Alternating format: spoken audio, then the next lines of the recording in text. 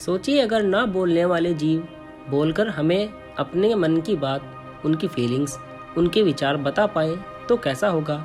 आप सोचेंगे कि ये क्या काल्पनिक बातें कर रहे हो। वो इसलिए क्योंकि आज की कहानी ऐसी ही एक काल्पनिक कहानी है, लेकिन वह हमारे वास्तविक जीवन से इस तरह से जुड़ी हुई है और इतनी गहरी बात हमें सिखाती है कि आपको भी यह कहानी पढ़कर याद रह जाएगी।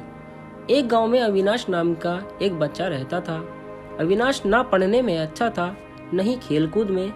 वो एक अंतर्मुखी लड़का था, इसलिए उसके ना गांव में कोई मित्र थे, ना ही स्कूल में।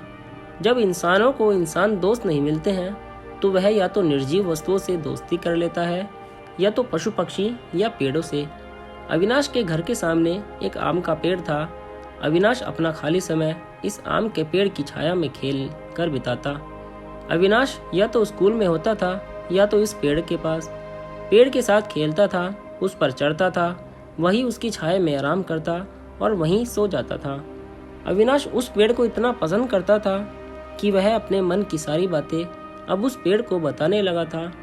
एक दिन चमत्कार हुआ। जब अविनाश अपने मन की बातें उस पेड़ को बता रहा था, तब अचानक वह पेड़ बोल पड़ा।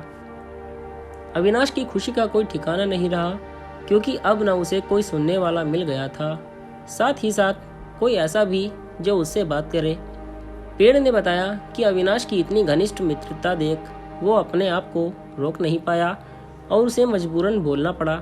लेकिन वह अविनाश जैसे दोस्त को पाकर बेहद खुश है। पेड़ को भी अविनाश की आदत हो गई थी। पेड़ अविनाश को एक दोस्त की तरह, एक बेटे की तरह दिखने लगा, उसकी फिक्र करने लगा। अविनाश की खुशी में खुश और उसके दुख में दुखी रहने लगा। इंसानों की फितरत है कि वह समय के साथ बदल जाया करते हैं। समय बदला, अविनाश की उम्र बढ़ी, अब वह कॉलेज जाने लगा। उसने इस पेड़ के पास आना बंद कर दिया। बेचारा पेड़ अविनाश को याद कर काफी दुखी रहने लगा। एक बार अविनाश को अपने पास से गुजरता देख पेड़ ने उसे आवाज लगाई और अपने पास बुलाया। पेड़ ने अविनाश से कहा, आओ अविनाश, मेरे पास बैठो, कुछ बातें करते हैं। अविनाश ने कहा, नहीं, मेरे पास इतना वक्त नहीं है कि मैं तुम्हारे पास बैठ सकूं और बातें कर सकूं, क्योंकि अब मुझे कॉलेज जाना है और मुझे इस बात की भी टेंशन है कि कॉलेज की फीस कहां से लाऊं। अविनाश की बातें सुन और उसको टेंशन में देखकर पेड़ बोला, देखो, मेरे पास पैसे तो नहीं है, मगर हाँ, मेरे फल बेचकर तुम्हें कुछ मदद होती हो तो मेरे सारे फल तोड़कर ले जाओ। अविनाश को पेड़ का सुझाव पसंद आया। उसने तुरंत सारे आम तोड़ लिए और बाजार में बेचकर उसके अच्छे खासे पैसे कमाए और अपने कॉलेज की फीस भर दी। अविनाश फिर से अपनी जिंदगी में बिजी हो गया और एक बार फिर से पेड़ अकेला हो गया। पेड़ हर दिन अविनाश का इंतजार करता, लेकिन 3-4 साल बीत गए, उसे अविनाश मिलने नहीं आया। फिर एक दिन अचानक अविनाश उसको उसके पुराने घर में आता हुआ दिख गया। पेड़ अविनाश को देखकर काफी खुश हो गया। पेड़ ने अविनाश को अपने पास बुलाया और बोला, आओ अविनाश, मेरे पास बैठो, चलो कुछ बातें करते हैं। अविनाश ने पेड़ से कहा, मैं तुम्हारे साथ नहीं बैठ सकता, क्योंकि अब मेरी शादी हो गई है। हालांकि मुझे नौकरी मिल गई है, लेकिन अभी मेरी तनख्वाह इतनी नहीं है कि मैं अपने इस पुराने घर को नया बना सकूं। मुझे काफ़ी चिंता है कि मैं अपनी पत्नी को कैसे इस पुराने घर में रखूंगा। अविनाश को चिंता में देख फिर से पेड़ का दिल पिघल गया। पेड़ ने अविनाश से कहा, तुम मेरी सारी डालियाँ काटकर अपने घर को नया बना लो, इससे तुम्हारी समस्या सुलझ जाएगी। अविनाश ने पेड़ की सारी डालियाँ काट ली और बाजार में बेचकर उसके पैसे बना लिए। वो अपने पुराने घर को भाड़े पर देकर कहीं और रहने चला गया। पेड़ फिर से एक बार अकेला हो गया। पेड़ ने अब उम्मीद छोड़ दी कि कभी उसकी मुलाकात अविनाश से हो भी पाएगी या नहीं।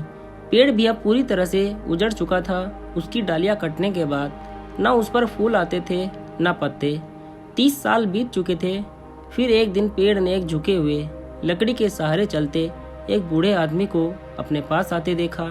पेड़ ने ध्यान से देखा और उस आदमी को पहचान लिया। वह कोई और नहीं, अविनाश था। वह जब पेड़ के पास पहुंचा तो पेड़ ने उसे कहा, माफ करना दोस्त, अब मेरे पास तुम्हें देने के लिए कुछ भी नहीं है। अविनाश ने कहा, मुझे कुछ भी नहीं चाहिए और ना ही मेरी कोई इच्छाएं बची हैं। मुझे सिर्फ तुम्हारे पास बैठना है और तुमसे बातें करनी है। बूढ़ा अविनाश पेड़ को ऐसे चिपक गया जैसे उसे गले लगा रहा हो। जर्जर और उजाड़ हो गए उस आम के पेड़ पर नई कुपले उग निकली। दोस्तों, यह कहानी बड़ी ही मार्मिक है। अगर पेड़ पौधे और जानवर बोलते हों तो बिल्कुल वह इस पेड़ पैर की तरह होते हैं, सच्चे, वफादार और निस्वार्थ। चलो, यह तो कल्पना की बात है, लेकिन सोचो, हमारे बड़े बुजुर्ग, हमारे माँ बाप क्या इस पेड़ की तरह नहीं हैं? और कहीं ना कहीं हम उस अविनाश का किरदार नहीं निभा रहे हैं। दोस्तों, आपको ये कहानी कैसी लगी हमें कमेंट करके ज़रूर बताएं और इसी तरह की कहानी सुनने के लिए हमारा चैनल कहानियों की लाइब्रेरी को ज़रूर सब्सक्राइब करें। फिर मिलेंगे एक और नई कहानी में। धन्यवाद।